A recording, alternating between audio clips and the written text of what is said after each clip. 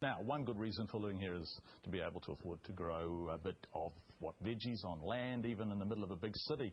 All going well, a small plot and 15 minutes work a day could be enough to keep your family in veggies for a year. It's a different kind of gardening, more intensive, and you need to know a few tricks to get a lot out of a small urban space. So here's Mihi Narangi Forbes with an 8-point bio-intensive gardening guide.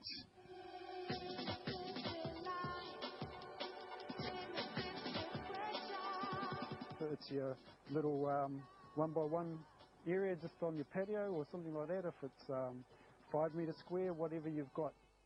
So it doesn't matter how big your garden is or what shape it is. Through bio-intensive gardening, if you have 15 minutes of maintenance a day, you should be able to feed yourself for 12 months of the year.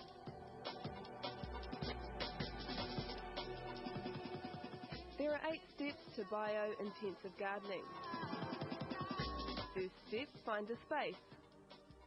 Even if you just have a patch down the side of your house? Yep, down the side of your house, like this area here, these 2 beds are 10 square metres, so that's enough to grow vegetables for 12 months very easily.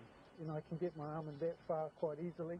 There's not a lot of compaction there, so our plant roots have got that amount of loose soil in which to roam and take up all the nutrients that they need to grow well.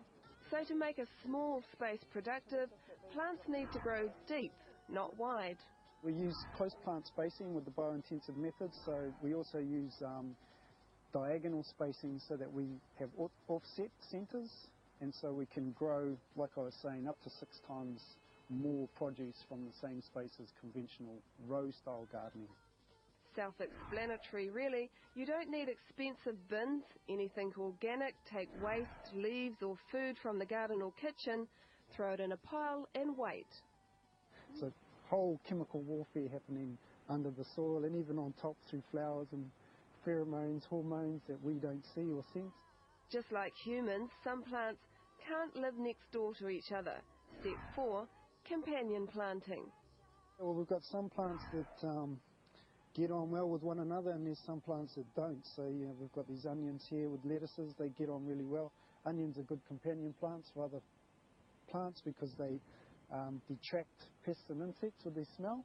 And then you've got the likes of sunflowers. You know, never judge a book by its cover. The sunflower exudes chemicals in its roots that actually repel other plants. Step 5 and 6 are about keeping soil rich and ready for the next planting.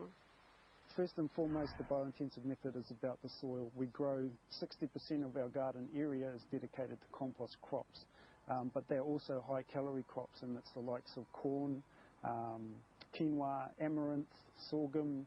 So some of these crops not only help to feed our soil, but they also give us some good calories as well. Like recycling, bio-intensive gardening means storing and reusing seeds. In your little urban environment, you create a network, join forces together, maybe get a seed club going so you can buy bulk seeds as a little community working together. Maybe you buy your tools together and you know, get good quality tools. Really, at the end of the day, that investment will be worth tenfold in the future, you know. The last step is simple.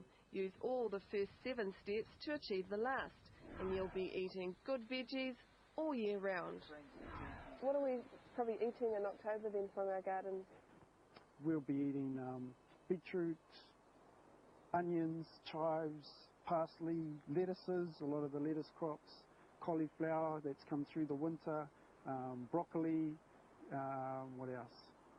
Peas, beans, carrots, all sorts. This is a very productive time of the year.